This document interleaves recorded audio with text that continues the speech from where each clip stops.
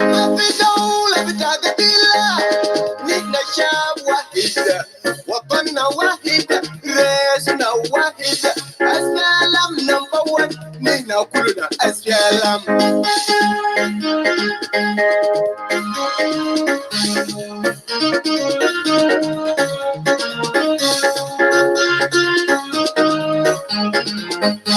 من الشعب بلد واحد نحن نخلي مشاكل، نحن نبدي ونشوف مشاكل شعب، نشوف طريقة تنمية، نشوف طريقة تعليم، نبني دولتنا ويكون زي دول العالم. ما في دولة بتعديلها، نحن شعب واحد وطننا واحد رئيسنا واحد السلام نمبر 1 نحن كلنا السلام.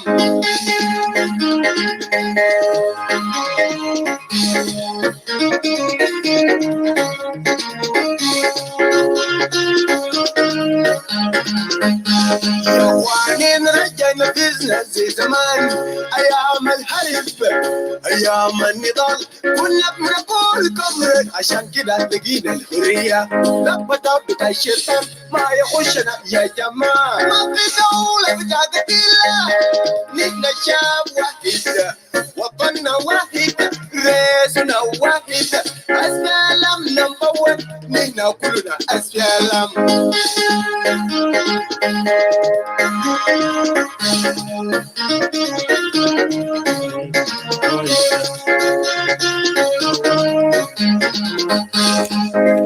One level, we need reconciliation, we need peace among us. One people, one nation, that unite ourselves. As well as you unite all the people of South Sudan. نبني الثقة بين البلاد، ما في قبيلة ما في قبيلة في جنوب السودان. ما في دولة بتعديلها، نحن شعب واحد وطننا واحد رئيسنا واحد السلام نمبر 1 نحن كلنا السلام.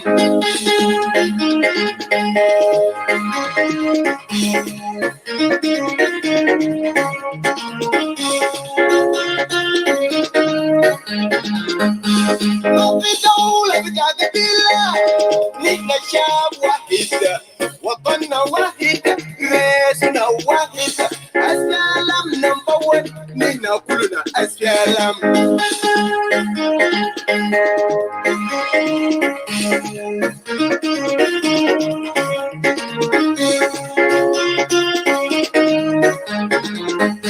من الشعب بلد واحد نحن نخلي مشاكل، نحن نبدي ونشوف مشاكل شعب، نشوف طريقة تنمية، نشوف طريقة تعليم، نبني دولتنا ويكون زي دول العالم. ما في دولة بتعديلها، نحن شعب واحد وطننا واحد رئيسنا واحد السلام نمبر 1 نحن كلنا السلام.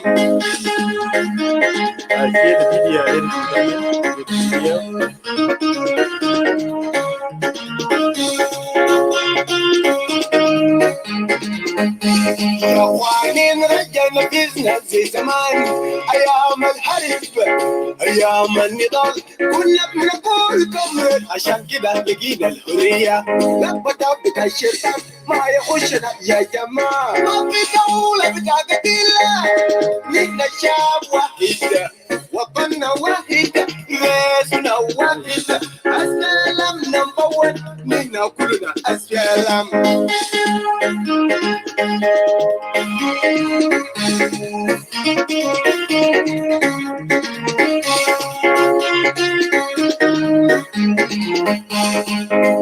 One level, we need reconciliation, we need peace among us.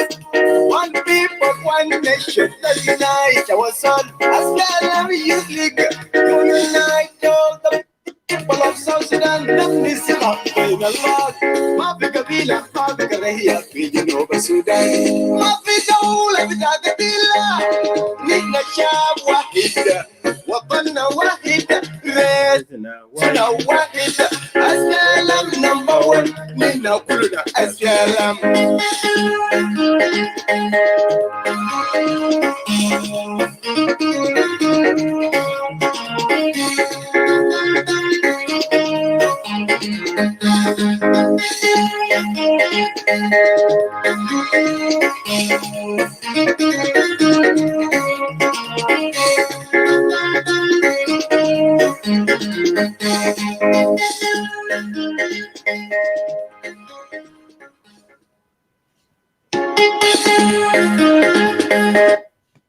right, ladies and gentlemen.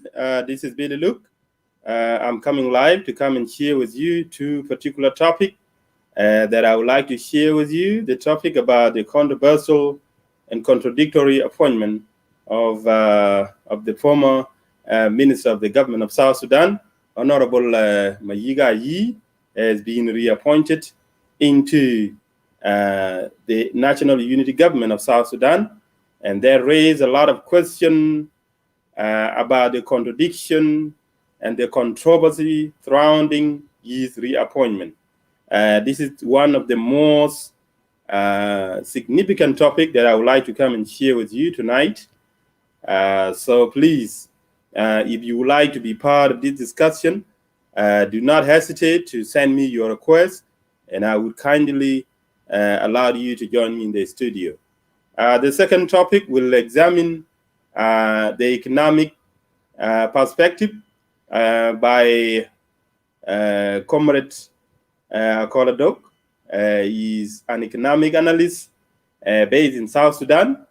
We will be able to listen to his interview, but currently he's not going to be available to join us in the studio. So I would like anyone who is actually majoring in economic science, or anyone that has a background in economy or finance or banking, to join me in the studio so that we can come and analyze this economic perspective by Comrade Koladok, who is now currently based in South Sudan, working as an economic analyst for the South Sudan as we speak. Brother Koladok graduated from the Iowa University here in the United States in economy and political science, and then he went back to South Sudan to serve. Currently, he's actually based in South Sudan, and he did one of the most excellent interview with the Radio Tamazuch, and some of you will be able to listen to his interview. And then from there, we will be able to analyze his economic perspective. So I'm here to invite you as South Sudanese who have interest in economic issues to join me in the studio so that we can all come and analyze this together. In addition to that, the other topic that we would like to share is the controversial, contradictory appointment of Honorable Mayiik Ayii. These are the two critical topics of the night. So I'm here to invite anyone who has the interest to join me in the studio to feel free and join me.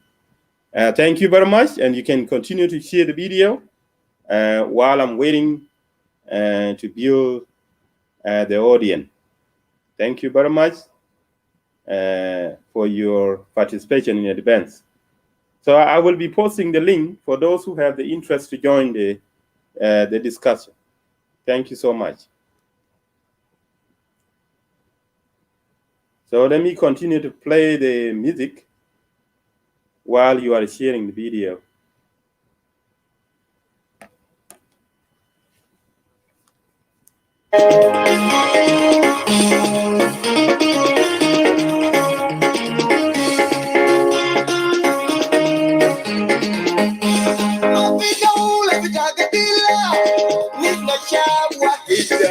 وطننا واحد راسنا واحد أسلام نمبر 1 نحن كلنا أسلام بلد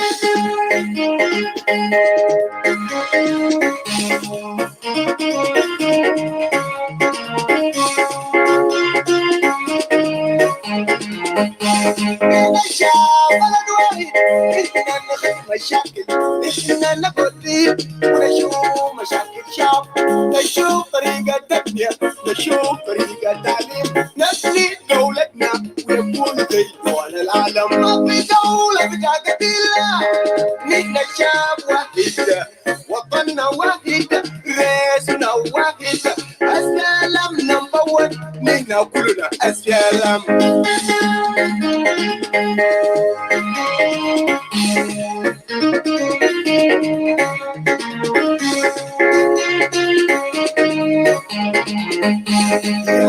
يا الحرب أيام النضال كنا بنقول كمرد عشان كده لقينا الحرية لما بتاع الشرطة ما يخشنا يا جماعة ما في دولة بتاعت الله نحن شعب واحد وطننا واحد رئيسنا واحد السلام نمبر 1 نحن كلنا السلام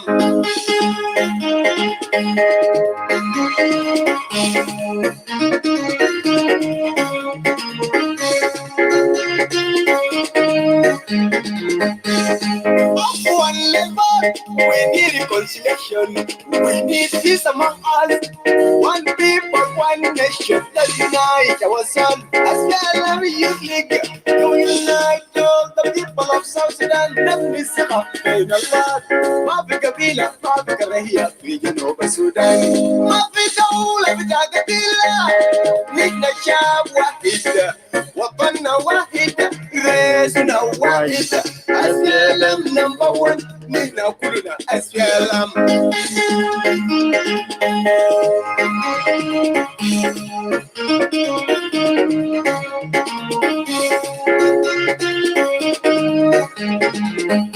ما في دولة بتاع قبيلة نحن شعب واحد وطننا واحد رئيسنا واحد السلام نمبر 1 نحن كلنا السلام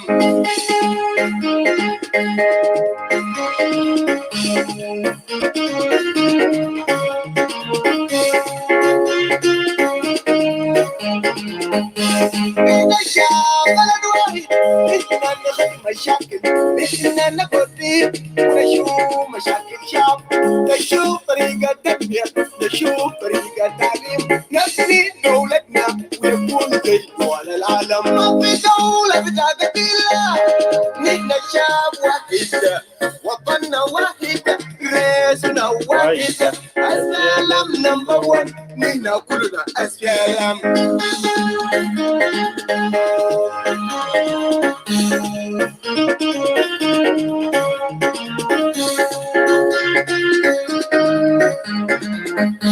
يا وانين رجعنا بزنس زي زمان ايام الحرب ايام النضال كنا بنقول كمرد عشان كده لقينا الحرية لما بتاع الشيطان ما يخشنا يا جماعة ما في دولة بتاع قبيلة نحن شعب واحد وطننا واحد رئيسنا واحد السلام نمبر 1 نحن كلنا السلام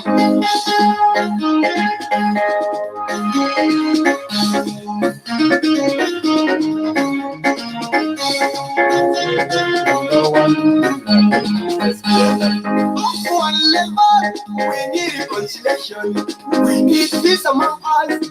One people, one nation. Let's unite ourselves. As well as youth league, to unite all the people of South Sudan. Let me say, in Allah, ما في قبيلة, ما في كراهية في جنوب السودان. ما في دولة بتاع قبيلة. نحن شعب واحد, وطننا واحد, رئيسنا واحد. السلام نمبر 1 نحن كلنا السلام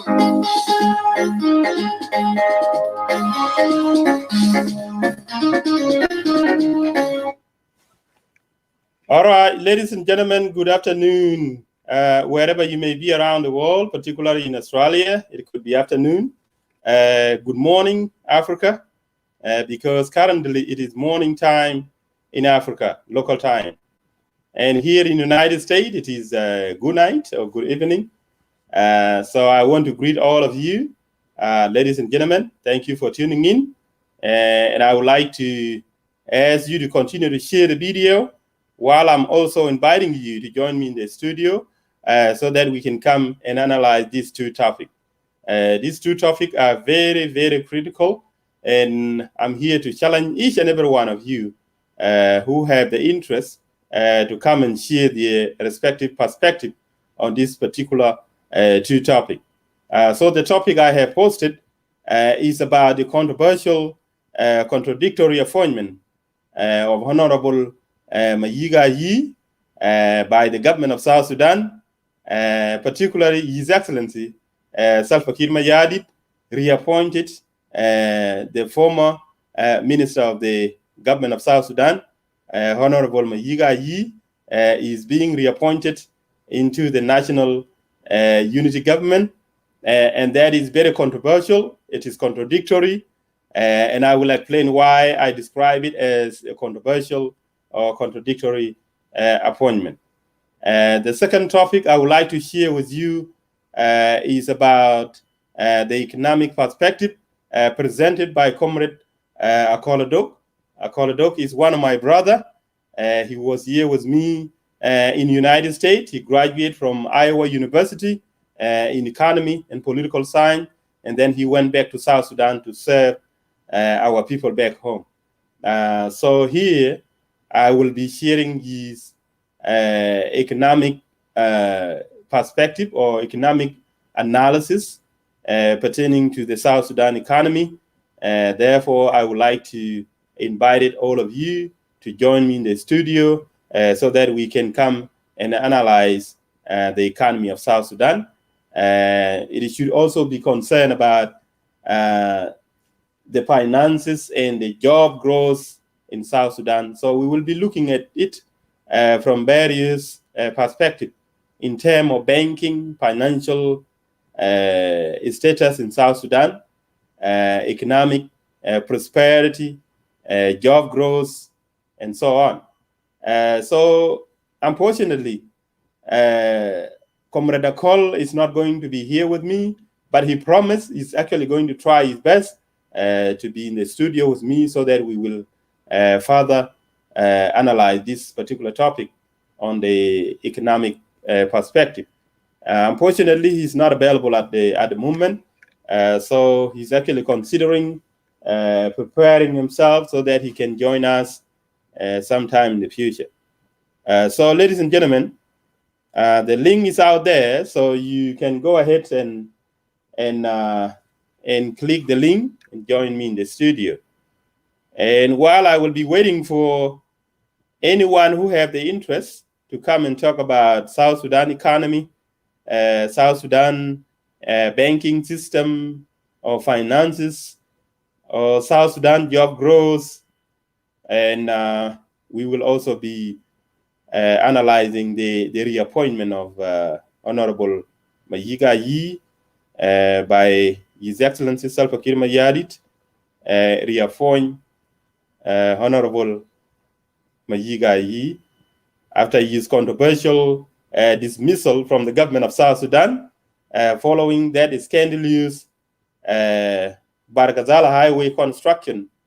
Probably last year or this year, that's when he was actually sacked or terminated from the government of South Sudan as a result of scandalous construction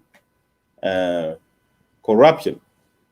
So at this particular topic, ladies and gentlemen, we will be examining the principle of integrity, the principle of honesty and sincerity, surrounding the principle or the policy being used to determine the rehiring of the government official that have been accused of corruption or any scandalous practice in the government. So this is why I consider this controversial and contradictory in nature, because it appears our government have actually lost a sense of ethics. That means there must be ethical practice in the government, and to ensure the ethical principles and values, we must continue to practice integrity, sense of sincerity and honesty in order to ensure accountability and transparency of our system. This is why it is very important for our government to make sure they have to be considerate of how they must actually adhere to the ethical practice in the system of the government. So let me go ahead and share with you the statement that was made by His Excellency Salva Kiir Mayardit, and that is why I consider that very controversial and very contradictory in nature, because he himself did accuse the former minister Honorable Mayiik Ayii when he was actually terminated from his previous ministerial portfolio as a result of his scandal use practice. So I think I have shared one of the video on my timeline or on my Facebook wall. You can check it out there.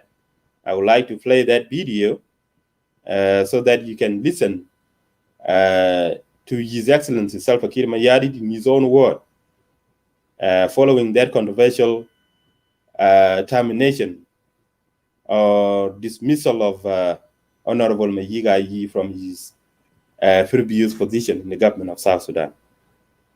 So that's why I consider this controversial and contradictory to have reappointed Honorable Mayiik Ayii. He doesn't deserve to be appointed into the government. And we have not seen so far whether Honorable Mayiik Ayii has been investigated, prosecuted, and indicted or sentenced for his corruptible practice following that scandalous Bargadala Highway construction failure under the Ministry of Road and Bridge.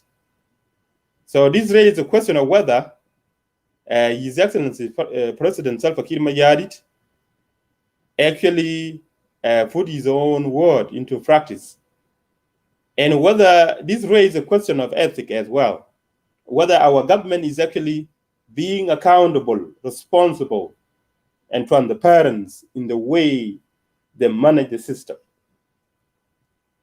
So if His Excellency Salva Kiir Mayardit understand that Honorable Mayiik Ayii was corrupted following the scandalous construction of the Bargadal Highway, then what credibility or what competence does he have to be trusted with the government ministerial portfolio in which he's actually being reappointed into the National Unity Government as a Minister of Foreign Affairs and International Cooperation? That is what we need to analyze further. So before I go further in giving my own commentary on this particular topic, I would like to play one of the video on my Facebook profile. You can check it out there. And let me see. Let me go to Facebook so I can actually play it. This is very, very, very interesting.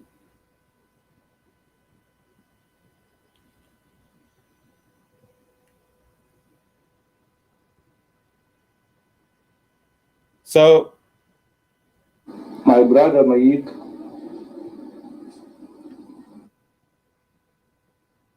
Okay, ladies and gentlemen, I would like to go ahead and play the audio. No problem with me. And let me know whether you can actually hear me.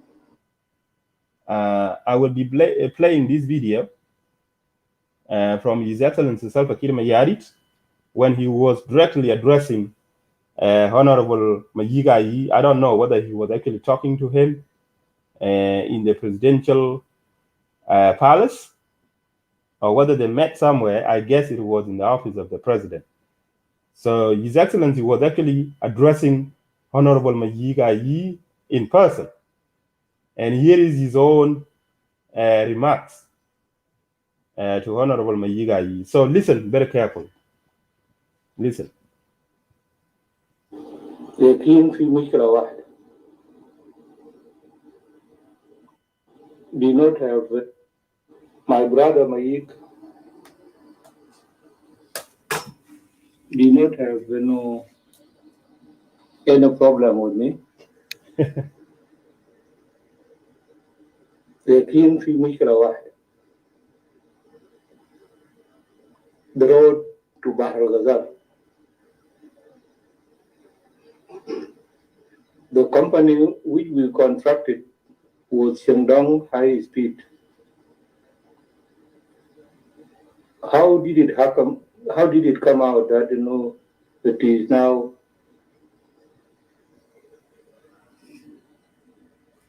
Nile.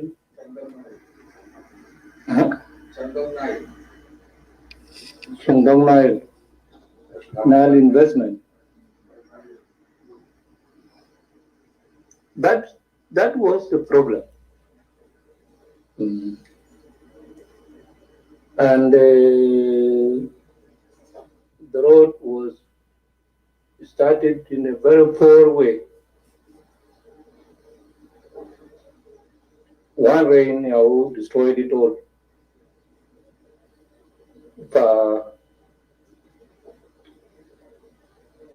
It is bad that he is not here, so that you could have answered if he has anything to say.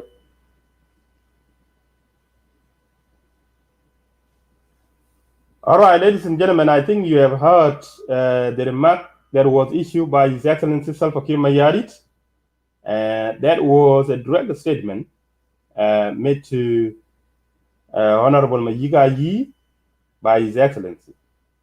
He was actually alluding to him over the scandalous or mismanagement of the construction of the Bargadal Highway. Following the contract, the construction contract that was signed between the government of South Sudan and the Shandong Highway engineers or engineering company that was contracted from China to come and construct all the major highway across South Sudan. So when that contractor was actually brought over to South Sudan to come and launch the construction of the highway from Juba to Barghazal region and from Juba to Afana region, you have seen what happened to that highway from Juba, which was actually intended to reach to the region of Barghazal as a whole. So that highway was actually destroyed. It was washed away by the rain, by a single rain. So this raised the question: what was behind the mismanagement, or what happened to the engineering of this road construction?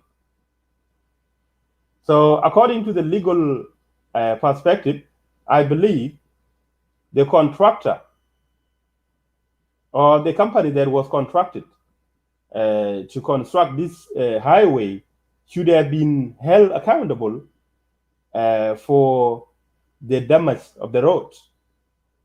Because in the contract, when you just construct something and it gets destroyed by a natural disaster, like in the case of the rain, the contractor or the business that was contracted to do that particular business have to be held accountable. So if I were a government of South Sudan, I would be actually pursuing the Shandong Highway contracting company for constructing a four road. Even if Honorable Mayiik Ayii might have actually contracted a private company to be funded by the government to construct that particular highway, it will be considered the responsibility of the Shandong highway engineers to be accountable for anything that may happen to the road. So in this case, when the road was actually constructed and then it was washed away by a single rain, it is the liability of the contracted company to take upon themselves the responsibility of reconstructing that infrastructure that was actually developed. So from the legal contract, or from the legal perspective, when you sign a contract with a certain company or any business, and then something did not actually sustain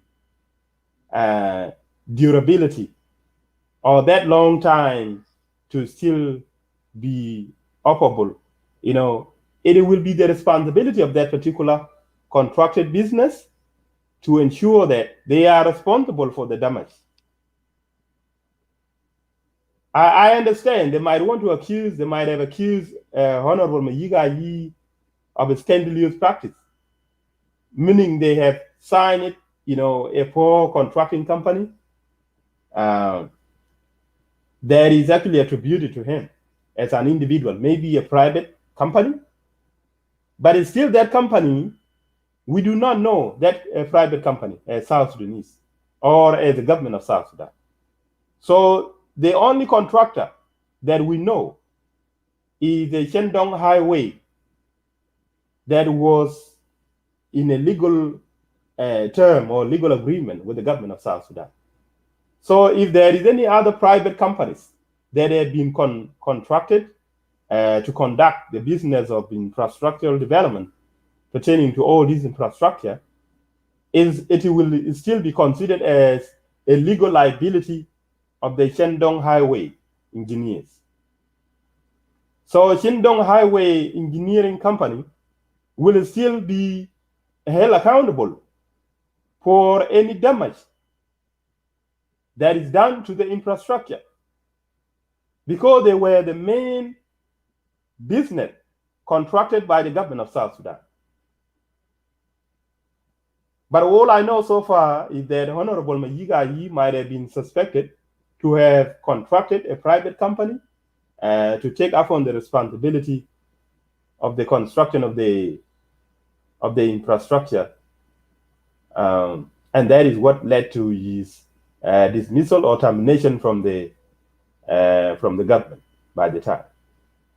This also raised another question of whether the Minister of Road and Bridge should actually consolidate all the contract under his ministerial portfolio, because no other private company or entity should actually take upon themselves their own responsibility to make a separate contract and launder the government money.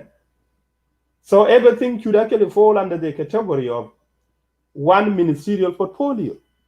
And that means it was incumbent upon the Minister of Road and Bridge, Honorable Mijong Mijak, to have actually taken that into consideration, that it is solely his own responsibility to make sure all the legal agreement or contract signed between the Shandong Highway Engineering Company was between his ministry, in this case, representing the government of South Sudan. So I don't see the reason why.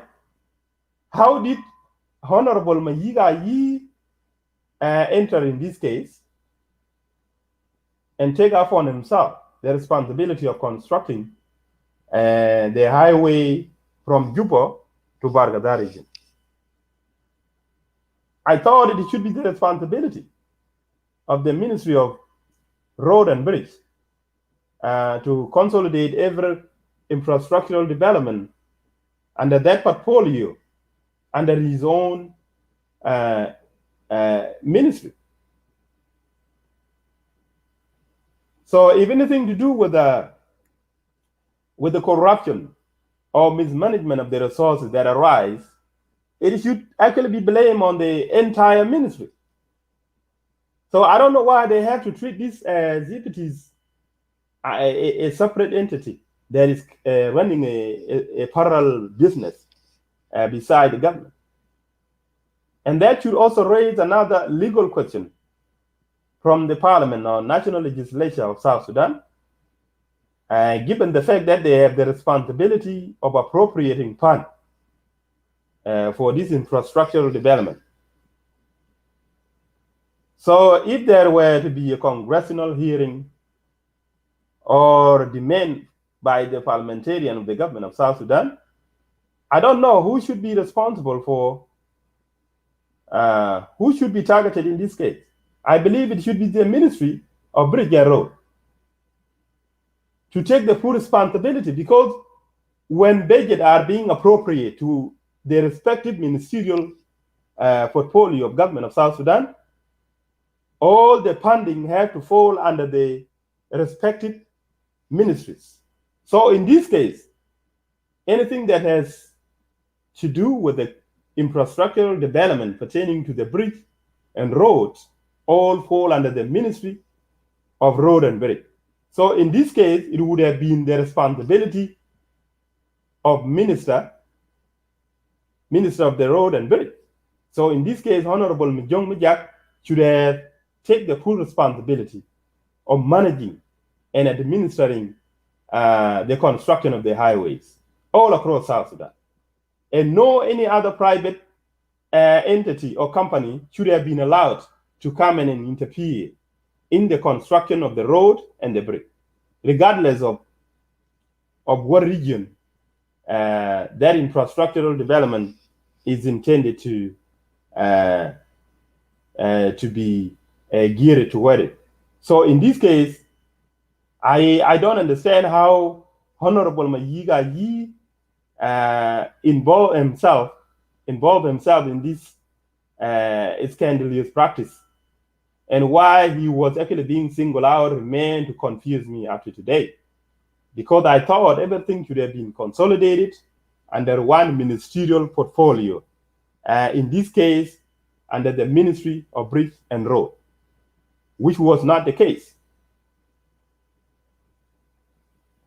So this raises the question that anyone can actually hire their own individual company to come and carry out the infrastructural development, despite the fact that they fall under the category of the road and bridge. So I thought it should have been the responsibility of the Minister of Road and Bridge to make sure he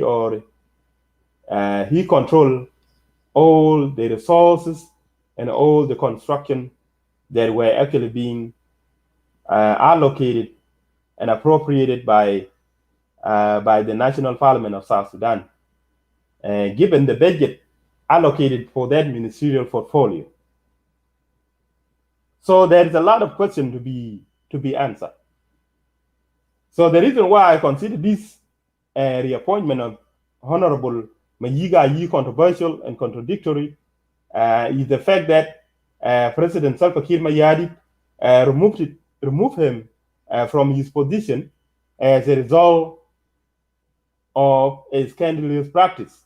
In this case, what was involved was actually an alleged corruption or the failure of the highway in a very short period of time. But if we have to investigate this to the depths, I don't think if it is because the road was actually damaged before it was even being used or while it was still undergoing construction, then I think it shouldn't be the responsibility of the government of South Sudan to lament the damage of the road. Instead, they should have actually pursued the Shindong Highway company to actually reconstruct that highway, because it is their liability. So if the way they constructed that road or that highway was poorly done, that means, given the fact that they have their advanced tech tools to construct the highway, I think this company was selected because it was considered competent to construct the road. So if any damage is being done to that particular infrastructure, it will always be the liability of that company being contracted to carry out that construction. So in this case, I thought the government of South Sudan should have been legally defensive in pursuing the Shindong Highway company to reconstruct that particular road. So it is not clear to me whether Honorable Mayiik Ayii was being terminated by the government because of a scandalous practice, or whether he was actually being terminated because of the damage done to the road. If it is because he was being terminated because of the damage done to the road, then it is not his responsibility. It is the responsibility of the Shindong Highway to take upon themselves that legal liability. And that means either they cannot be given the money, they cannot be paid because they haven't completed the test. They haven't completed the project. Even the road has never been used either. So this kind of accusation against Honorable Mayiik Ayii is not clear. It's not clear in my personal opinion, the way I look at it. But when I heard about the damage of that road, what clicked in my mind is that it's still the Shindong Highway company that is responsible for the full construction of that road.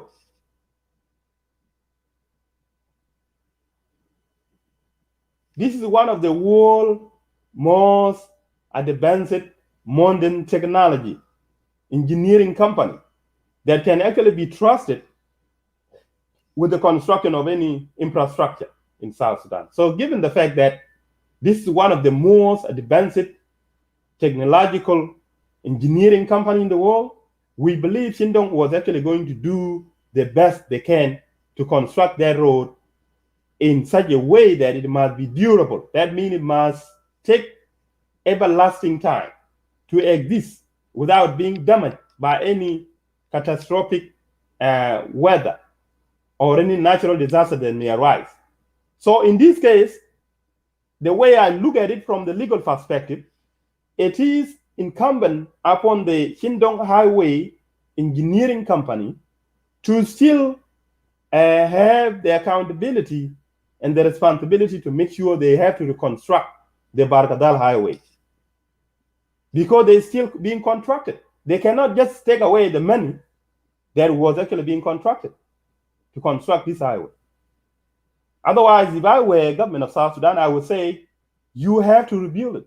You have to reconstruct that road, or else I cannot pay you. That's what contract is. It is the term of the legal contract. Either you have to reconstruct that highway and make sure it is durable. Make sure it is everlasting. It must be a sustainable road that cannot easily be damaged, because that is what is being signed in the contract. So in this case, it is a Shandong Highway that bears the responsibility of legal liability. So in case of damage being done to the highway, this is actually incumbent upon the Shandong Highway to reconstruct the Bargadal Highway or any highway that is still under the construction as we speak. So any damage done to the road, it is incumbent upon the contracted company to be responsible for any damage, or else they can be denied the money. You cannot pay them. That is what is being agreed in the legal term. So when you sign a contract with any company or any individual, you must make sure you comply with the term of the legal agreement being made, either between the individual entity or between the government and that particular entity. So in this case, ladies and gentlemen, it is not clear. It is not clear why the government of South Sudan was able to terminate Honorable Mayiik Ayii in the first place. To me, I'm confused, because I thought it was something to do with corruption, or it was something to do with the failure of the road. So if it is the failure of the road being damaged by the rain, I don't think it should be blamed on any minister of the government. It should be blamed on the company, because any poor construction of that road that can easily be washed away. Because that's why you have to do before you launch a project. What you have to do what is called a feasibility study when you are actually launching a project. So in this case, ladies and gentlemen, the Shindong Highway might have, hypothetically speaking, they might have actually launched a feasibility study of the terrain, of the territories, topographic location of the area prior to launching the construction project. So the Shandong Highway should have been aware of the topographical location of the area, territorial location of the area, and the weather or the climate. This is what is being studied by the engineers. So you know what are the factors that will actually affect the construction. That is how you determine what kind of infrastructure you are going to build or to construct in that area. So what you have to do, you study the soil, you study the location of the area. You have to know all these factors. The natural disaster that may arise in terms of flooding, in terms of earthquake, maybe in terms of other natural disasters that may occur. These are the things that are actually being considered into the factors by the engineer prior to launching a construction project. So in this case, ladies and gentlemen, I think the Shandong Highway should have been informed about the possibility of launching those projects. So in this case, they might have been aware of what might happen if they construct the road like this and that. And that is what can actually determine the price tag of the road project to be built. That is why it was very expensive, because all these factors, feasibility studies might have been done prior to determining the price tag of that project. So you cannot just go and assume that, oh, I'm going to charge you this certain amount of money without considering the factors involved or the factors that can actually contribute to either a lower or a higher price tag of the project. So, ladies and gentlemen, I thought this thing should have been done by the contracted company. In this case, the Shandong should have known, they should have been aware of a potential catastrophic climate or weather that can actually be a threatening factor to any road. So they should have been familiar of the type of the soil in the area and how it can easily be washed away. And this is what will actually determine what kind of road they will actually construct and how that road is going to look like and what kind of material they should be using. So the fact that, this road was easily washed away has nothing to blame any minister in charge of that project. It has something to blame on the company, not the government of South Sudan either. The contractor is the one, or the contracted company is the one to be blamed. And that is why we have to cite the legal liability in this case. So that means it is the Shandong company that have violated the contract. They actually constructed a four road. So it is incumbent upon them to make sure they have to construct a new road or they don't have to get paid for. These are the two choices. Because when I sign a legal contract with you, I have to make sure I bear the responsibility of what we have signed in the contract. The same thing, it should be our collective obligation, or it should be our mutual responsibility and obligation to make sure we comply with the legal term of that contracted agreement. That is how it is supposed to be. So in this case, if I give the contracted company to construct my infrastructure, and that infrastructure just get damaged before I use it, it is not the responsibility of the government. It is the responsibility of that contracted company to still carry on with the liability. Either they will reconstruct it again, or I will refuse to pay them the money because I have not taken upon myself that infrastructure being constructed by them. So in this case, ladies and gentlemen, I'm quite confused. I'm quite confused why Honorable Mayiik Ayii was actually being terminated. It's not clear. What I'm questioning here is whether he was being terminated because of corruption that might have involved in contracting either a different company, or was it the same contract that was signed between the government on behalf of the government of South Sudan by Mayiik Ayii between the government of China under the engineering company Xindong Highway.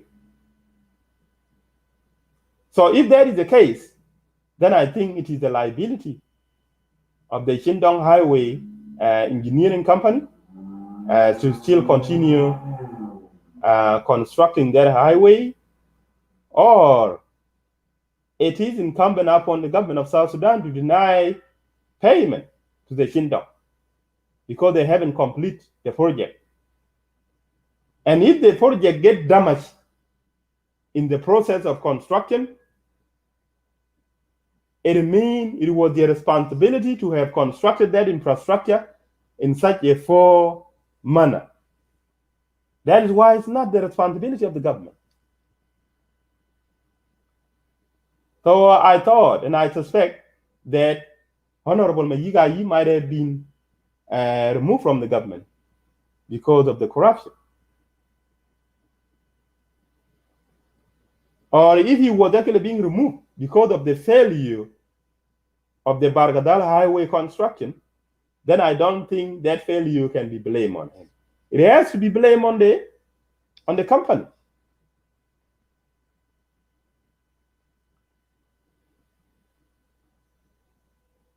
Because it was not Mayiik Ayii who is actually the contracted company carrying out the building of the road. The responsibility of Mayiik Ayii was to make sure he supervised the contracted company, to make sure all the projects are actually constructed to the expectation and satisfaction of the government of South Sudan as signed in the contract. How are you to pay them, to paying the contracted company? Otherwise, maybe the company was being paid in a lump sum. So when the project is completed, that's when the whole sum can actually be paid off.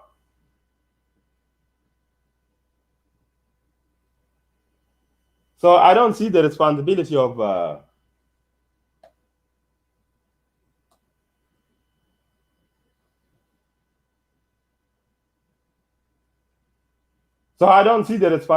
doing that. So the reason why I was actually coming live is the fact that His Excellency Salva Kiir Mayardit, I think, tested him with the responsibility of supervising this contracted infrastructure with the Xindong Highway. And then he was the one who terminated him due to what I suspected to be an alleged failure of this project, or of an alleged corruption involved. So the reason why I describe this as a controversial and contradictory appointment is the fact that this guy was actually being accused of either the failure or corruption. And if that is the case, then why did His Excellency Salva Kiir Mayardit decided to reappoint him as the Minister of Foreign Affairs and International Cooperation? That doesn't make any sense, because when you accuse a certain minister of having failed in a certain ministerial portfolio, then how do you expect him to do better in other ministerial positions? This is why we have to question the principle or the protocol being used in this case. So I can see that there's no sense of integrity, no sense of sincerity and honesty.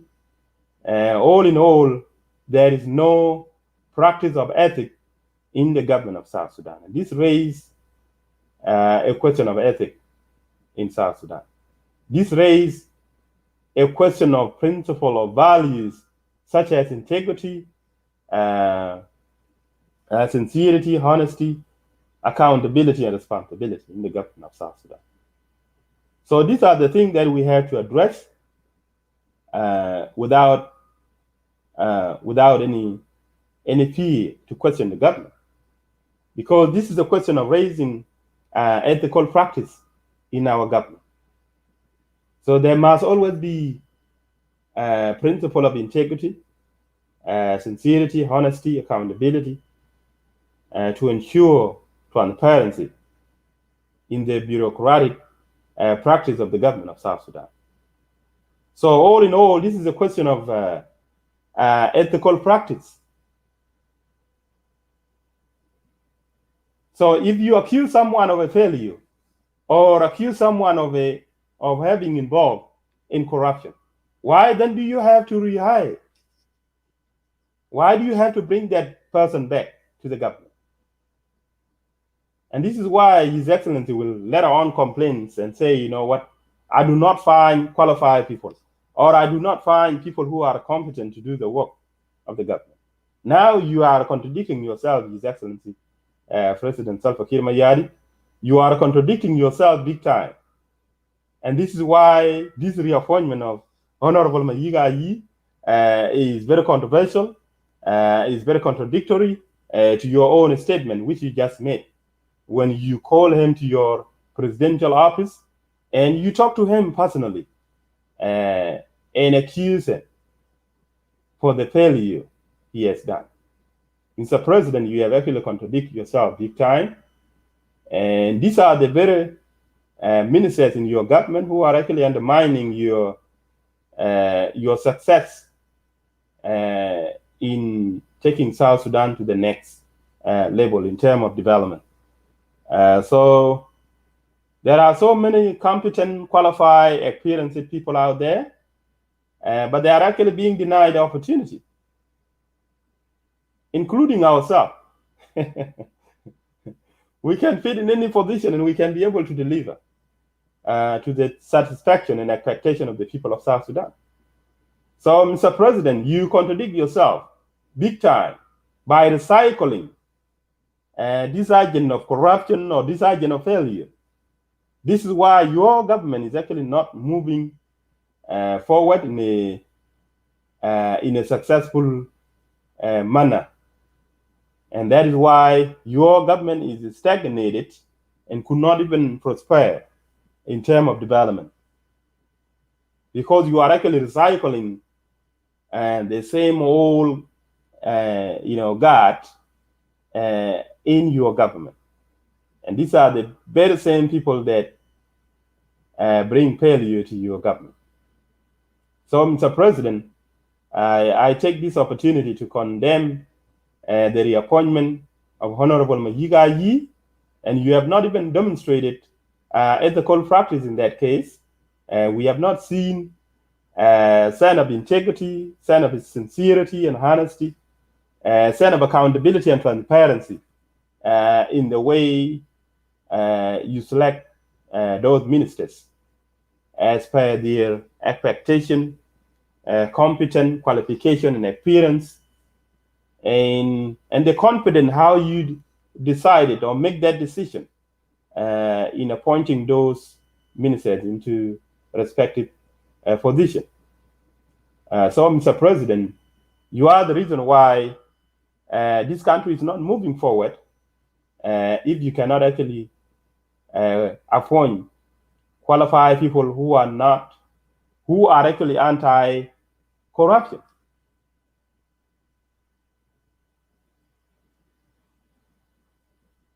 So this is very unfortunate. This is very, very unfortunate, and it shouldn't have been so, Mr. President. This is very unfortunate. If you are indeed anti-corruption, Mr. President, you should have actually indicted those whom you know have been accused of corruption. There must be no immunity in the government of South Sudan. And the reason why there is that immunity in your government, it encourages the corruption to continue to prosper. And that is why our country is not moving forward in terms of development.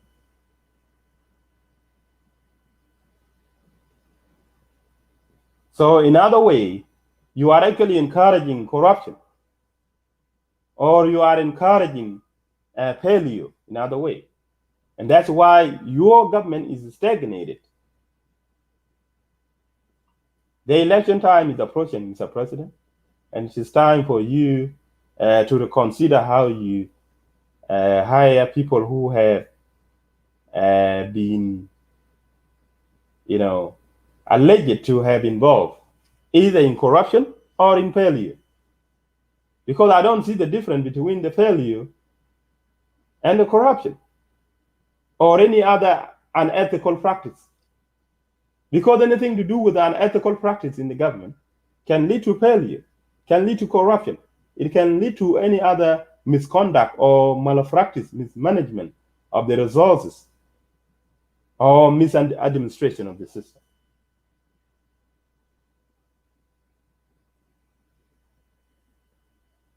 So if you continue to recycle the same, the old guards that have been in the system, you should actually expect the same result. And that is why the government is stagnated and is not even moving forward. So, ladies and gentlemen, I think that is my little analysis. That is a brief analysis pertaining to the controversial and contradictory appointment of Honorable Mayiik Ayii. I believe if I were to be a lawyer for Honorable Mayiik Ayii, if he was actually being terminated from his previous ministerial portfolio as a result of the failure of that Bargadala highway, simply because the road was actually being washed away by the rain, then I don't think that should be blamed on Honorable Mayiik Ayii. It should be blamed on the Shindong Highway Engineering Company, because it is a legal liability upon the Shindong Highway to either reconstruct that road, or the government will have a choice not to pay the Shindong Highway Company. If they fail to adhere or comply with the legal agreement or legal term being signed.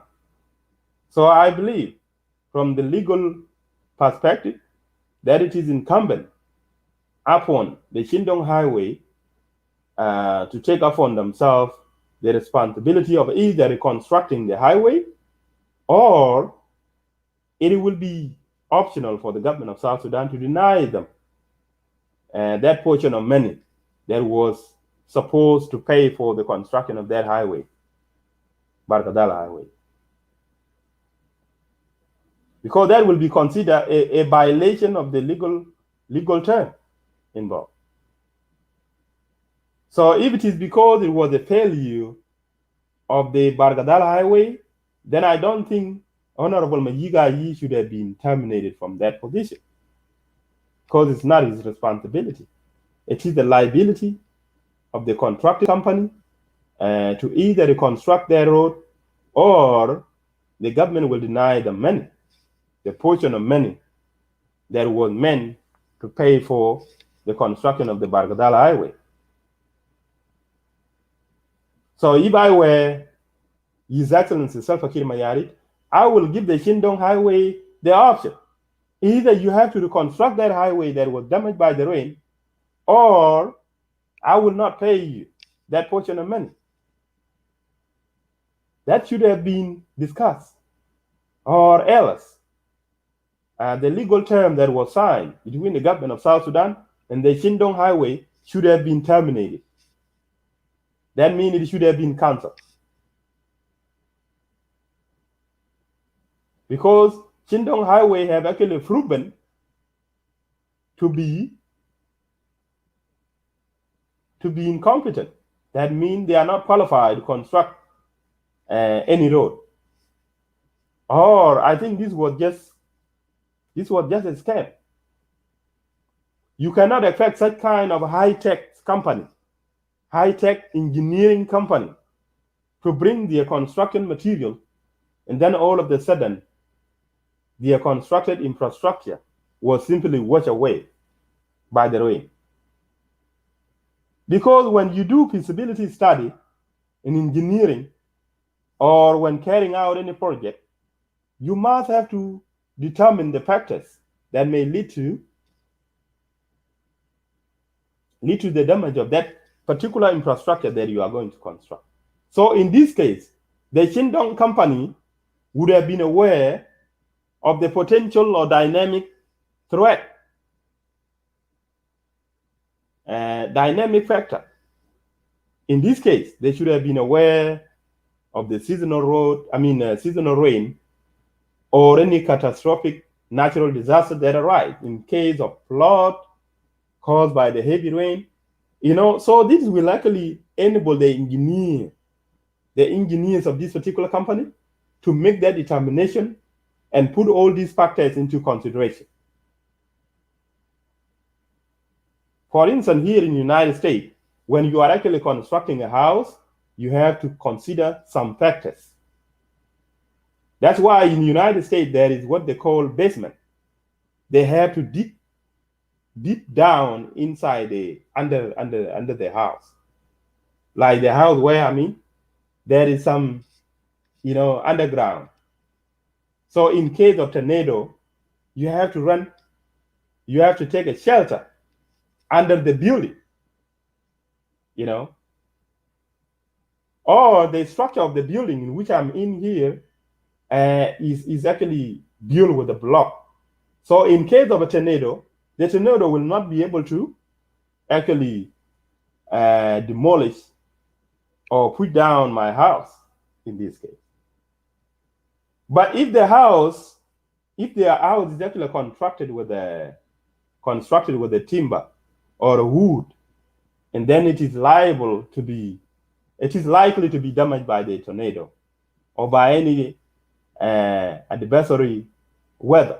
So in that case, they will actually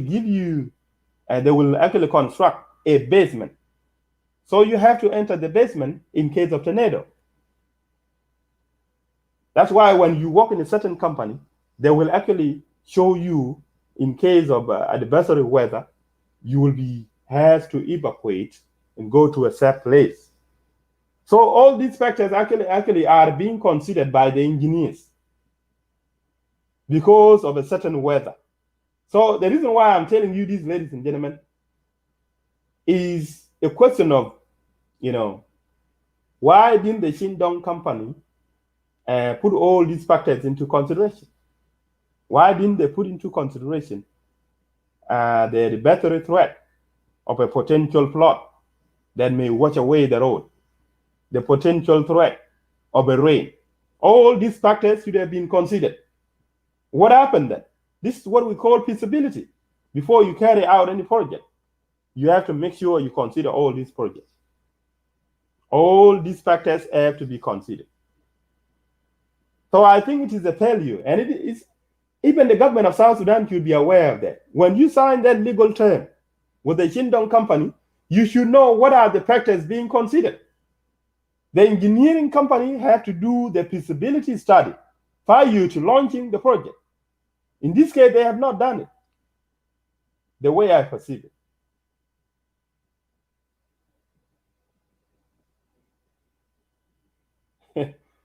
Yes. So, ladies and gentlemen, these are the reasons why I have to be, I have to be fair. That's who I am, has been a look. I don't know who is Mayiik Ayii, but I thought he was actually one of the most competent guy, qualified to have been hired. I heard that he used to be in the United States. So he's an American, the other way around. He has been here for a long time. And then after he completed his study, he went back home to serve. And that's why he's actually being hired in the government of South Sudan. So he was actually being hired based on his qualification. Unfortunately, I don't know why Mayiik Ayii is not aware of all this. Even if I were Mayiik Ayii, I shouldn't be accused of this and I shouldn't be terminated. I would have made my case very clearly to His Excellency Salva Kiir Mayardit. Unless what I was suspecting, I thought maybe some corruption might have involved in contracting another illegal company that might be attributed to Honorable Mayiik Ayii.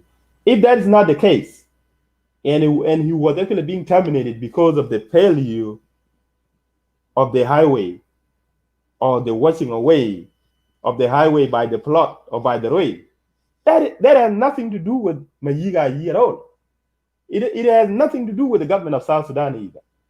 It has something to do with the contracted engineering company.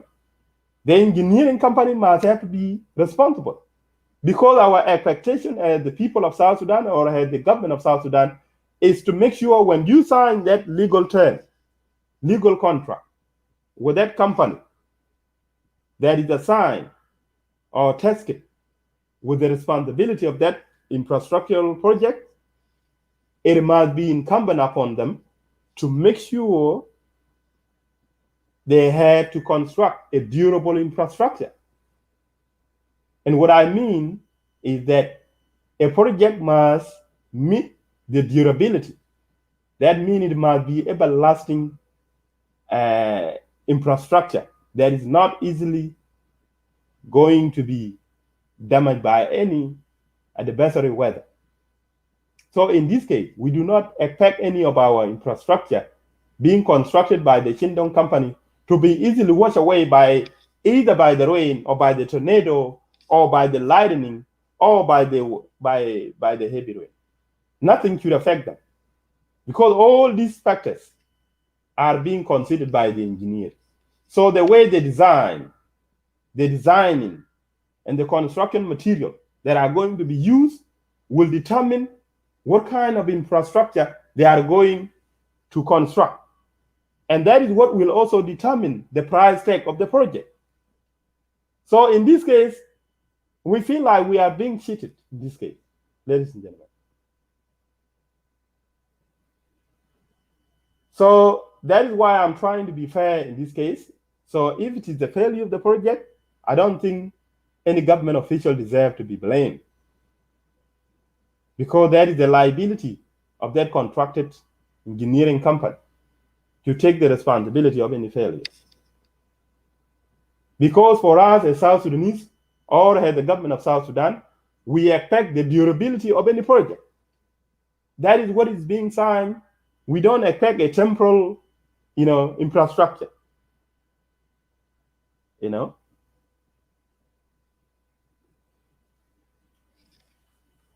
So if Mayiik Ayii, Honorable Mayiik Ayii, if he was actually being terminated or removed from the government of South Sudan as a result of the failure of the Bargadala highway, then I think that is wrong. It is wrong. You cannot just let the Chinese company walk away with our money, it's like our money is actually being wasted for nothing. When you sign that legal agreement, it is a mutual legal agreement. Do me a favor, I do you a favor. That means if you do me a favor, I pay you in full.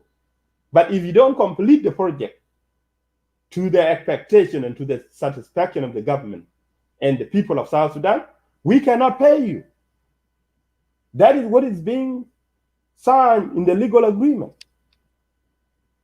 of that contract.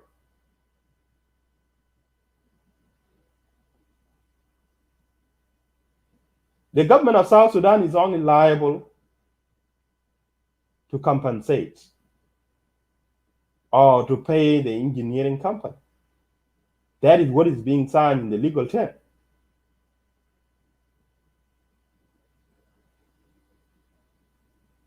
If Mayiik Ayii was actually being accused of any corruption involved, then I wouldn't blame the government of South Sudan for terminating him from his job, because that is an ethical practice that is condemnable or punishable by the law. So it would have been a reasonable case to have removed him. But you cannot remove Mayiik Ayii if it is a failure of the Bargadal Highway. It doesn't deserve it. Doesn't deserve to be removed at all. So in this case, ladies and gentlemen, I find it contradictory and controversial that His Excellency Salva Kiir Mayardit, they have reappointed him. It doesn't make any sense, because if His Excellency President Salva Kiir Mayardit believed that he removed Honorable Mayiik Ayii in the first place as a result of failure or as a result of corruption, then he doesn't deserve to reappoint him. And we have not actually seen Honorable Mayiik Ayii being investigated, being prosecuted or indicted, and being sentenced for whatever he was being removed from the government. So that's why it is contradictory. And we don't expect His Excellency to go and complain later on and say, oh, we don't find qualified, competent, experienced people to come and do the job. So it's like, it is contradictory because you are actually rehiring someone that was once accused of a failure. Or you are hiring someone that was accused of corruption. How do you expect the same old guard to come and make a difference? Unless there is a change of heart in this case. So, ladies and gentlemen, I think that is what I can say pertaining to the reappointment of Honorable Mayiik Ayii in that case. And let me play it again for the last time. Do not have no any problem with me.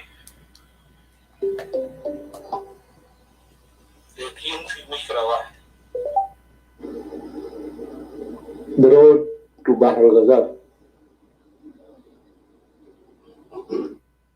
I think that was the case. For the year 2021, for the appointment of the Minister of Foreign The company which we contract Affairs and international was Shandong High Speed.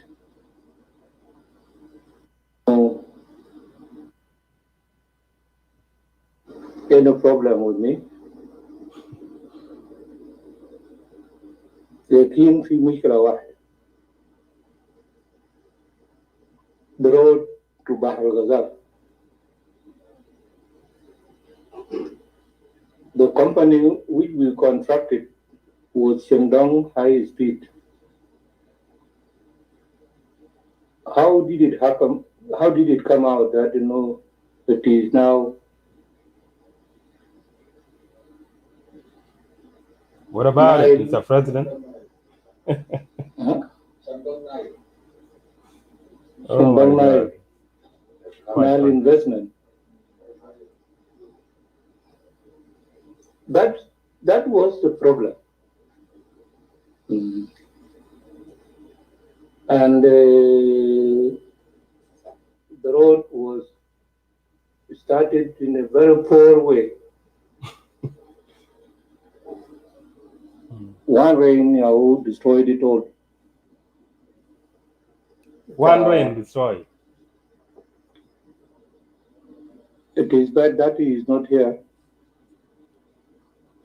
so that he could have answered if he has anything to say. All right, ladies and gentlemen, that was His Excellency General Salva Kiir Mayari making his own remarks as a kind of advice or trying to make it plain in his language that you have done something wrong in constructing that road. My brother Mayiik, yeah. So did not have. What is not clear here is whether Honorable Mayiik Ayii is suspected to might have actually contracted another private company to have constructed that highway to Bargadal, or whether that construction was actually under the Shindong Highway, which was actually the main contracted business with the government of South Sudan. That's why I don't see the Minister of Road and Bridge with anything to do with it in this case. Because I have seen that the construction of the highway to Upper Nile region, it is still undergoing construction as we speak. And nothing is actually being reported about it because the construction is actually going smoothly. But it appeared to me that maybe Honorable Mayiik Ayii might have been given the responsibility of constructing the Bargadal Highway. So Bargadal Highway ended up being washed away by the rain. And maybe it was not the responsibility of the Shindong Highway. Maybe he made his own contract with another different company. I have no idea. And that is the reason why I'm wondering as to why the government of South Sudan do not directly blame the Shindong Highway, because it was the responsibility of the Shindong Highway to do all this infrastructural development or construction of the highway. So if anything happened to that project, it will always be the responsibility of that contracted company to bear the liability of anything that happened to that project. So for instance, if the project collapses, or if it gets demolished, or if it gets damaged in the process of the construction, it is always the responsibility of that company to ensure that things are done to the expectation and satisfaction of the contractor. So in this case, the government of South Sudan, on behalf of the people of South Sudan, is our contractor. And the contracted company is the Shindong. So who else made another private contract with an incompetent company that came and launched the project's construction? So maybe Mayiik Ayii might have launched a separate company to construct the Bargadal Highway. A reason why they do not want to blame, hypothetically speaking, because it is not clear. Something is not being clarified in this case. Or if it was the responsibility of the Shindong Highway that was constructing the Bargadal Highway, and then it is the Shindong Highway that need to be blamed. But if Mayiik Ayii took upon himself and signed another private company without the consent of the government of South Sudan, that's why he's actually being blamed for.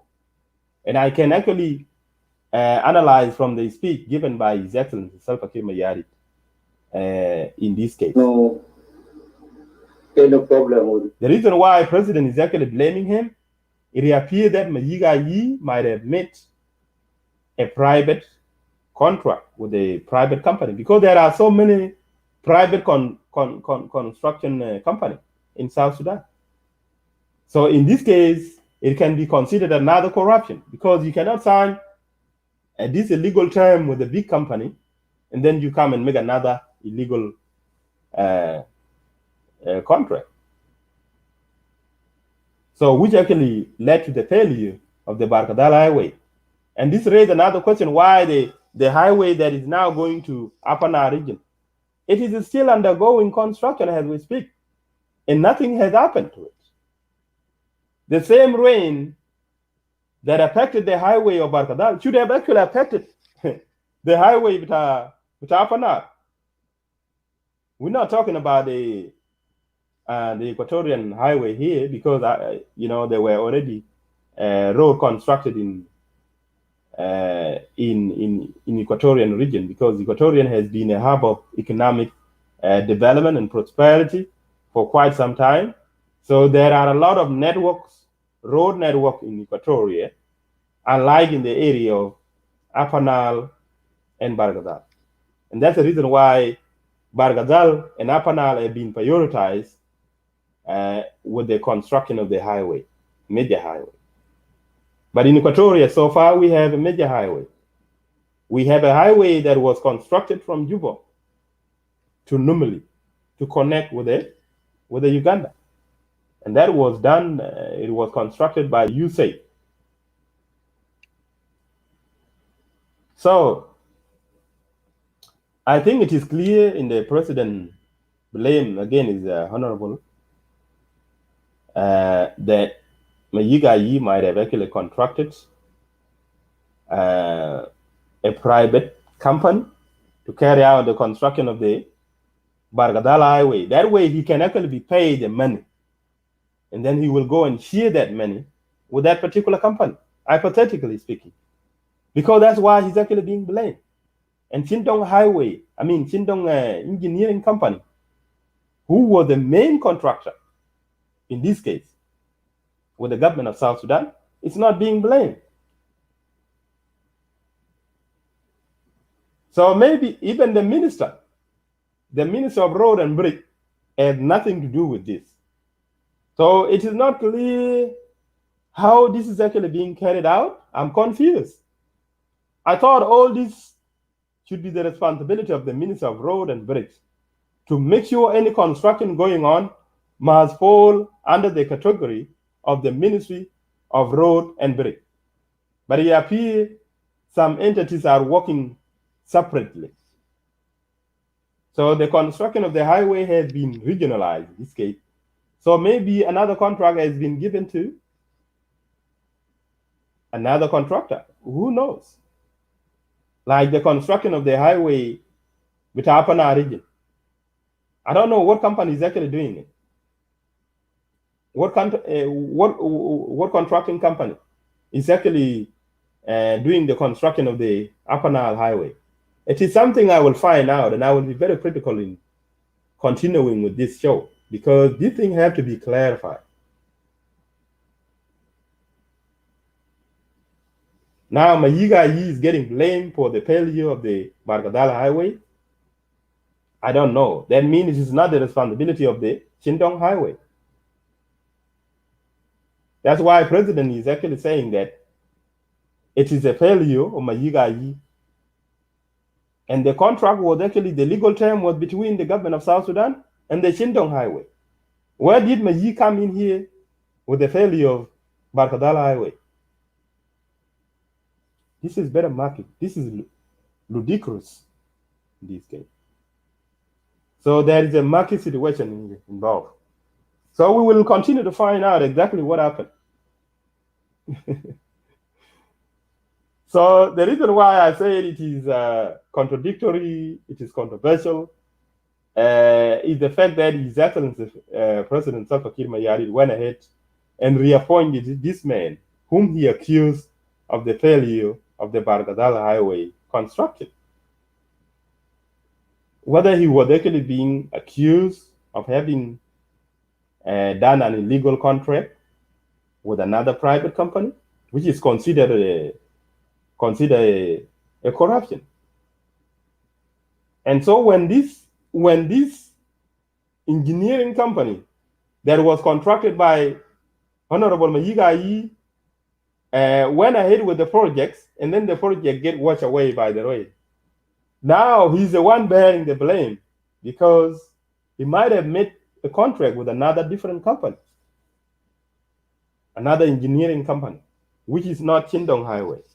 Because Chindong Highway is the one responsible for the construction of the Upper Nile Highway, which has never had any problem so far as we know.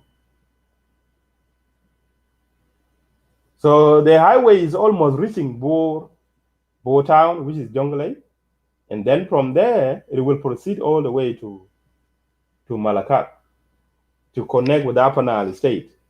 After connecting with the Upper Nile, then they will actually, I don't know whether they will fly the bridge over the White Nile to let it go to the other side of the river. It is something that remains to be seen. So as I said earlier, the engineering company take into accountability the feasibility study. The feasibility study of the torrential areas, the topography of the area have to be studied prior to launching the project. So I believe the government might have done that. The company might have done that. And by the way, I don't want to judge the appointment of Honorable Mayiik Ayii as a matter of any other conflict of interest involved. That's not what I want to judge here. I was just trying to judge it from the contradictory perspective in this case, because you cannot reappoint someone that was once accused of a failure, once accused of hypothetical corruption or whatever that is.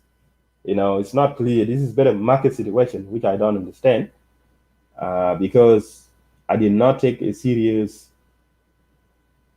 interrogation into this case. Yeah, but I assume hypothetically it was all about corruption or bad failure. So His Excellency Salva Kiir Mayardit contradicted himself to reappoint the very same person whom he accused of failure.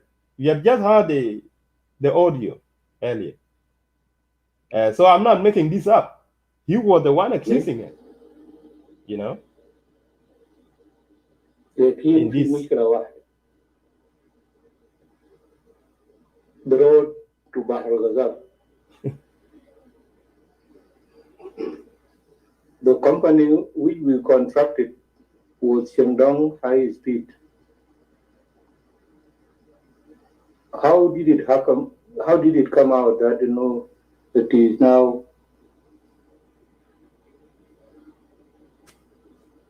Nile? Shandong Nile. Okay. Shandong Nile investment. Now it is clear. I think that Mayiik Ayii actually contracted different company. They call it Nile Shandong. And and that is how this government official actually committed corruption. The other way around. This is what I suspect to have happened. That is what transpired in this case. So Mayiik Ayii actually made an independent legal contract with either his own company or any other private company he might have, conflict of interest with. So that's why it is very clear from His Excellency Salva Kiir Mayardit, and that's why I'm criticizing the president for contradicting himself with this controversial appointment. If someone is actually can never be trusted, or someone have failed this kind of massive mega project, and you still trust the same person by giving him another responsibility, it's quite contradictory. So I'm being honest. And criticizing the president does not mean you are not supporting the president. It is our collective responsibility, it is our citizenry duty and obligation to make sure we criticize our leaders, to ensure that they have to uphold the presidential responsibility, the constitutional obligation in this case. So this is why it is incumbent upon us as a citizen of South Sudan to correct our leaders. And criticizing our leaders does not mean we do not support them. Criticizing our leaders does not mean we are actually rebelling against the government. This is for your information, for those of you who like to misquote people sometimes, that so and so has become against the government simply because you are actually very poor way. You are actually trying to express your view in that case. And this is how we have to correct ourselves, and we move forward in supporting each other. So let's be honest. So the reason why I was doing this is to put His Excellency President Salva Kiir Mayardit on the spotlight, so that he can actually practice ethics, strictly practice the ethical practice, the protocol of ensuring the integrity, the accountability, the transparency, the honesty, and the sincerity.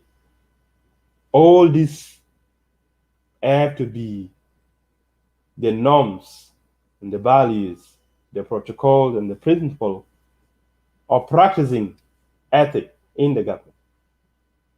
And this is how you can actually prosper in terms of development and progress in the system. So we expect His Excellency to abide by his word. He has been contradicting himself big time in numerous occasions. There, I do not find people who are qualified to do the government job, and that's why the government continue to be lacking behind in terms of development, infrastructural development, because he doesn't find the qualified people. All of you remember that statement he made himself. So thank you very much, ladies and gentlemen. The next topic that I would like to share with you was about the economic perspective or economic analysis that was presented by Brother Akoladok. Akoladok was a graduate. He was actually a graduate in economy and political science in Iowa State University in 2017, and then he went back to serve our people back home in South Sudan. Currently, he's actually acting as an economic analyst in South Sudan, based in South Sudan currently. So I would like to host him one day when he get the opportunity to come to the studio, so that we can go one-on-one, reviewing the economic perspective in South Sudan, the banking system, and the job growth in South Sudan. All these issues are to be analyzed. So I would like to play one of his interview with the Radio Tamazuch, and then from there, I will give my economic analysis or evaluation of his presentation.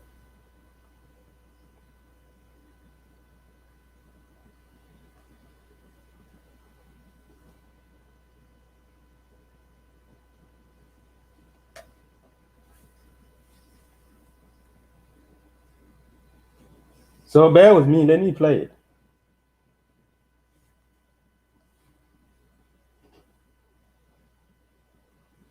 In the studio here, I am joined by Akol Nyok Akol, who is an economist.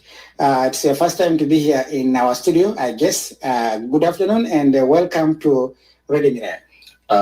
Good afternoon. Thank you for having me. Okay. Happy 10th anniversary. Happy 10th anniversary. It's a pleasure. Okay. You are an economist and following the events this morning by the president, the speech of the president in his office that was broadcast live, he mentioned three things which we want us to look at plus other issues. He said, one, he has directed the Ministry of Petroleum and the Ministry of Finance to set aside 20,000 barrels of crude oil, the Nile Brand, for development. That's the road. And he also mentioned again, he directed the Ministry of Finance to ensure that 5,000 barrels of crude oil is set aside to improve the payment of civil servants.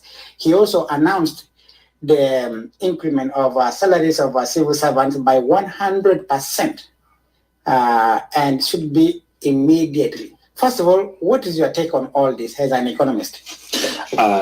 First and foremost, I think the most important thing for development is infrastructure. South Sudan is a blessed country. It's blessed with an abundance of resources. Every state, county, and Payam has resources. So when you have road networks across the country, now people can trade. You're going to start seeing country trade. Like now, people in Upper Nile can trade with people in Eastern Equatoria. People in Western Equatoria can go to Jonglei. That's very important. And I think infrastructure is necessary for the development of any society. Second, I think the issue of civil servants is a problem that the president is addressing in his speech. The salary of civil service has not been adjusted since 2011. This is due in part to the devaluation of the South Sudanese pound. So what the president essentially wants to do is that they want to come up with a way to ensure that civil servant salary are giving a living wage. Because right now, some people are receiving 3,000 SSP. Yeah, even 1,500. 1,500. Yeah. And the market rate now is almost 400. Yeah. So that's a monthly salary. It's not going to do nothing. So this can actually benefit the economy because you can put money into these government employees and they're going to go and spend. And they're going to spend this money in the economy, which is going to increase revenue for businesses and commercial entities. So would you say this is a boost to the economic growth of our country? It's a boost to the economic growth. It's a boost because when you increase the salaries and these employees. Well, ladies and gentlemen, that is Comrade Akol Dognyok being interviewed by the radio Tamazish. And he's actually analyzing the economic perspective in South Sudan. And his first response to the question being posted to him by the journalist, whom I don't know his name, is that the government of South Sudan is alleged to have actually increased the salary. So the employee salary of the government employees have been raised to certain extent or to certain level. And that is actually considered part of economic boosting. So the increment in salary might actually lead to economic boosting. So it is something that is yet to be seen. So let's continue to listen to the interview. So I will stop it along the way so we can actually have a say, because it is an interview of only 15 minutes. Yeah. Employees are paid in pounds. They're going to go spend this money. They're going to go buy milk. They're going to go buy food. They're going to go to restaurants. They're going to buy airtime. They're going to send money to the village. They're going to do all these things. The money is going to circulate within the economy. Yeah. And it's going to create economic activity. Because sometimes in an economy, when people have money, they don't spend. The economy stagnates. Yeah. In some countries, the central bank can even slow down economic growth. That is what it is. From those of you who have studied economy, it is very clear, once you have the money, and if the government can actually put the money into the pocket of the citizen by either increasing their salaries or creating job for the citizen, it is going to enable the people who are actually earning to actually spend that money. And when you have money, you will be able to go to the market and buy something, buy commodities, or actually buy some services. And this is what can actually boost the economic growth. Or the engine of the economy will continue to run smoothly. And this is how the economy can be effective and efficient in terms of prosperity, in that case, economic prosperity. So let me continue to play him. This is a very interesting analysis, and I wish a call is here. Unfortunately, you understand the technical difficulties in South Sudan, whereby it is very hard for us to connect people there due to network issues, technical network issues on the ground. Or encourage economic growth. South Sudan needs to encourage economic growth. We need to get people to spend more, to get people to inject money in the economy. Okay, as an economist, how would you describe the economic activities of South Sudan in the last 10 years? Mm-hmm. I think since 2011, July, when we received our independence, South Sudan has a lot of potential. The economic activity has been just relegated to one commodity, which is the crude oil exportation. And obviously, due to conflict in 2013, the only oil that was being produced from 2013 till 2018 was the DAR blend, with the DAR petroleum blend in Malut County. Now you opened up the fields in Unity, the open fields in Ruing, and recently they opened the fields in Tarajas. Yeah. The economic activity of South Sudan has been hindering on just oil. The future of South Sudan is economic diversification and increased output. I'll give you an example. South Sudan, 75% of the land of South Sudan is arable and can be cultivated. 75%. And South Sudan, according to the World Food Price, South Sudan currently is 1/3 away from achieving food security. I'll give you the numbers. South Sudan needs 1.3 million metric tons of cereal a year to feed 12.2 million people. But it's only producing 465,000 metric tons, which means if we multiply 465 times 3, within 2-3 years, we can produce enough food surplus. Well, number one, we satisfy the local demand, and the surplus we export it. And what happens now is we'll save money on hard currency, because the problem we have is the dollar. Yeah. You know, they say kalam dollar. It has become a commodity. It's become a commodity. Why? Because there's no local production. So to your question, since 2011 till now, we've just been producing crude oil. We haven't had any local production. This is due in part to the conflict. People are being displaced and insecurity. But this is something we need to look at moving forward. Yes, the president also mentioned that so far, according to him, South Sudan is trying to gain some kind of a trust among the international communities, more especially the International Monetary Fund, because the IMF a month or two ago at least gave money to South Sudan over 170 million US dollar. And this, according to the president, has also improved on the economy. The SSP have gained ground against the US dollar. So do you think the government need to put more effort in the financial management so that at least we can have faith on our system? Exactly. So I'll say something. If you read the laws of South Sudan, the Public Finance Management Act, the Petroleum Management Act, there are very great laws. There's mechanisms in place that guide the country in how to manage finances. Number one, trust is important in the economy. The question is, how do you back your currency? The SSP is weak because we don't believe in the SSP. Yeah. You tell me, no, I need dollar. Yeah. Why? But this is our local currency. To the point where even you go to a restaurant and they'll tell you, we don't take SSP. That's a local currency. So the economic policy is broken down into fiscal policy. Your fiscal policy is how you control your currency, how you ensure that your currency is strong. This deals with foreign exchanges, exporting, importing. That's monetary policy. Your fiscal policy, monetary is the one that deals with currency. Yeah. Your fiscal policy.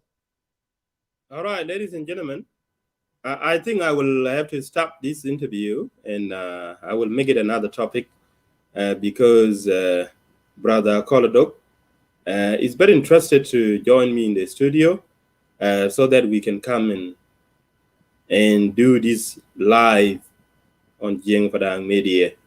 Unfortunately, we have been chatting today, and he couldn't make it because of the network issue.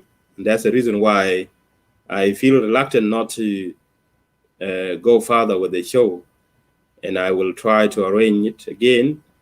In case he get the opportunity, I will bring him live so that you can see who is the Call Doc.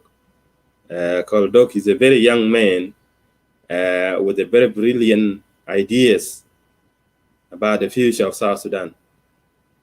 Yen came and Jiang Padang ko dai.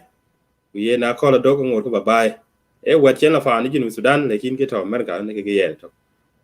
You could be one of the co-authors with Jiang Padang because we know each other very well and the potential. So he's a great man, and I believe, and I'm very confident in him. Very, very professional. He has a brilliant ideas, and that is what it means to acquire an education, and then you try to apply it in a way when bin quite kun bin ke kon yen. Kwa yen brother call and bela jamu yen ko bating availability de ku yene with the book that time weekend can book low yet. Yen program ba tiok tok because yen lo way am real way.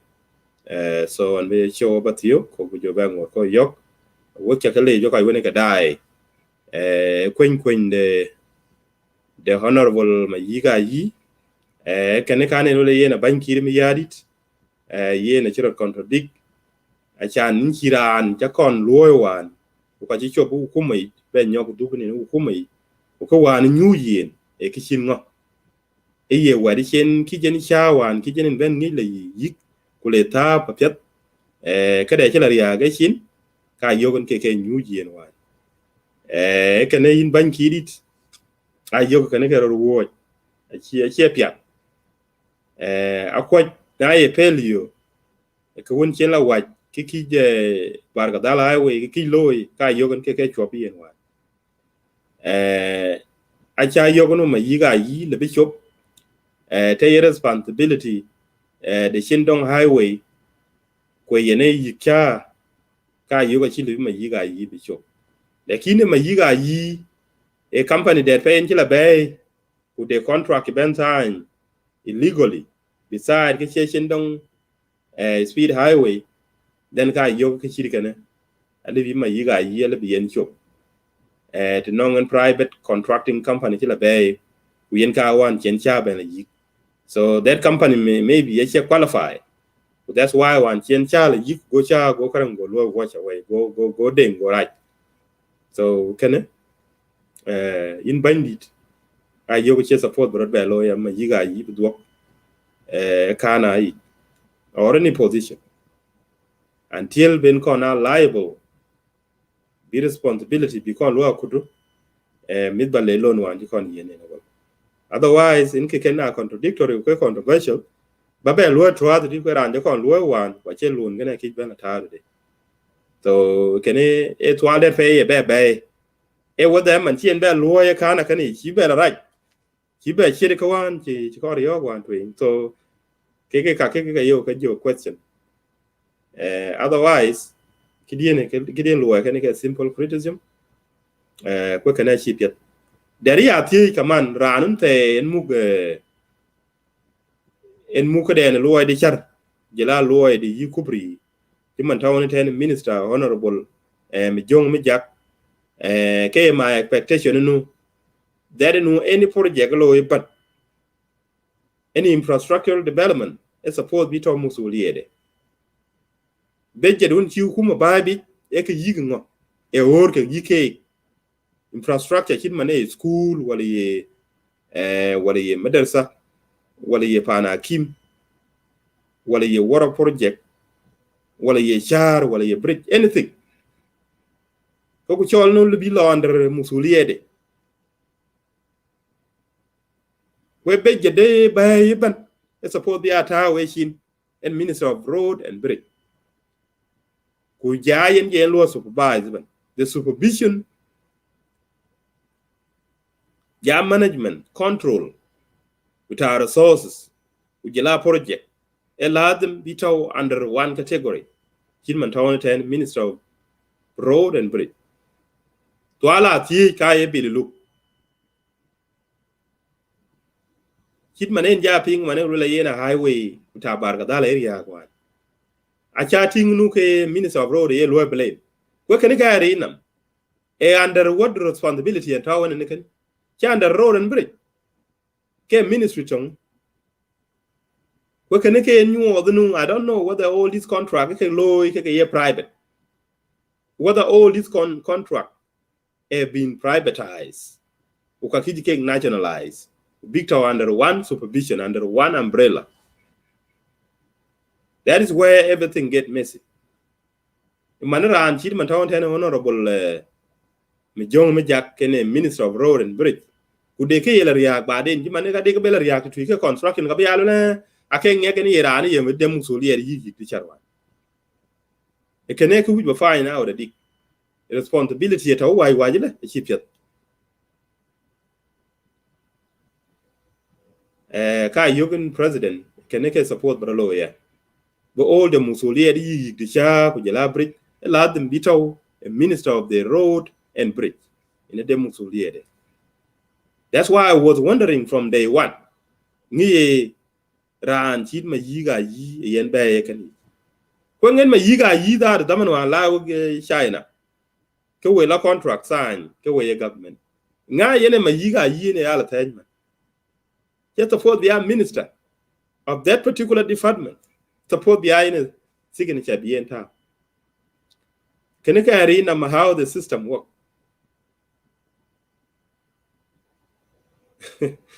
Kwa we go check mo ku yen ba ko jiten ko bu ngor ko bi yok an ben lam yak live ku economic analysis unte chi brother call doc loy en ba ben loy wa solo ka yok kidi to with le condemnation je loy le his excellency president Salva Kiir Mayardit that nu kan ka team ke controversial ke contradictory because any ran nyuoju humai whether nyuoju ke pelio wala nyuoju ke man chinin suspect de gov corruption ngoyin in bad work system kan yuan ke kan nyuoju ke because ke pelio wala maybe de corruption chi ngunu yen gov kene ke ko jori ni ko chirika ke bad work system jin ban ke ka dar ke yin bale ye gov ka unte ke yin jam gov le yin je bai tui yin ka chin ke ye ka bai so to ala go ti ko ye tidden ke jinu Sudan ngoke ben nyoko lu recycle ko ke tingi ke nu ke ga ke suspect of corruption wala ke suspect nu ko failure so in ke go le yin the old guard ko wa ne control system ko de ke chiran kon accuse che be piat be dokti ka bi bele nyogre ye kani kwa nyu odra na chen competent the ben be Louis there's so many new faces out there the be be loy obeting big loy ti e kenen ka de ba de ni be yek ban jaw ko mo da jinu Sudan can big practice ke bi ke ga consider kena yo ke londa ko e citizen jinu Sudan bu ngin ko je panda bu ban ko bu ke jam ni buke correct ku ken ke way forward jan ba bandu ci wujbe ya o yin kir ya kan ku jela o yin ku jela bong bad wala ba toj ki ci lewet ke kene ayel wo yeriyo ku kala bi ban le ben na siyo munu yin elonde pet man ci ne jam so banye ye gok de riegen kra ken ke a chop nyun girot ka bedel bin dang no miran wala yin an ci go ke way kulele yen system area ga yen mudang no chene ke kulwa cha jaw ache bajala party kulwa party there any solution the only solution is the babandu bajam go kuje correction who can get way forward a chan be system ro improve keten ene ko ro pi lakini nge banyu nen jolo le yen shaping ki ye again kene ko nke ya problem da na ye banyu nen le yen jam go ku yene ka ba maran wala yene ngek ay ban jam go ba ka ba loy la ken ke ran ja ker we ka kula ngek le kwa ni dang le ka ngwen ban yor we oren ke ngek na ben tak ba den ku jil ku shi government wala shi party shi be lo support ken pia go bai ja we ban ko to fa ni junu Sudan ba ga pen criticism te lo we criticism shi right criticism be incorrect kuna ira nu ne criticism yen ping ken be correct la choko pin ko ni mi cha pyo ke cha ba le bi ko ke yin cha ba ko ke party do cha ba ko ke hukuma do ayen ke ogen ngi jinu ke lon mo to nin ka bai big bang ken bi ke ga jam ko wen ke ban ne ngi lui lakini ngi ban te jo tin kriye kran ngi chin o ka chi ban wala chi lui criticize ke ban ba de ne ben lo we ka bai merwe ti je na bon ye wa yen ne chu ko bu ko ja lo moral boost but ku jalu le yene way forward no che that's why I take this opportunity ku banki ba yo ku le yene chiro contradict queen the honorable Mayiik Ayii inde ke nyuji in the beginning ke ta fo bu kon lo ka mo bu kon ti to ku bu nyu the cha ba ngon nyuji you see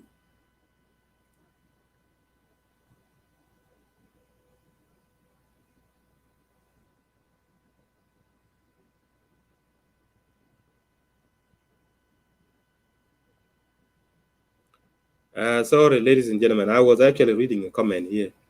People have been writing comment, but I haven't seen them. So, management of the resources, accountability. Accountability. So, yet which I college, we have been live tomorrow to continue with the economic analysis of the South Sudan economy. So, thank you very much. I'm looking forward to host Comrade Akola Dok, who is an economic analyst in South Sudan. He's currently based in South Sudan, and so he will actually bring it live, and he will actually tell us more about the South Sudan economy. Economy is one of the crucial topics that we have ignored for a very long time. It's not because we don't have the economic ideas or ideal how to deal with the economy or analyze the South Sudan economy. It is because people do not actually feel interested to talk about economy. But this is very important. People talk about the entrepreneurship, and and Genovese, they like to concentrate too much on politics. You should also understand that economy is also part of the factor that can actually arise and lead to the political upheaval in the country. So it is always important to analyze them at once. Analyze any issue of concern. So anyway, thank you guys. I will end the program and have a good night. Have a good afternoon or good morning, wherever you may be around the world. Thank you so much.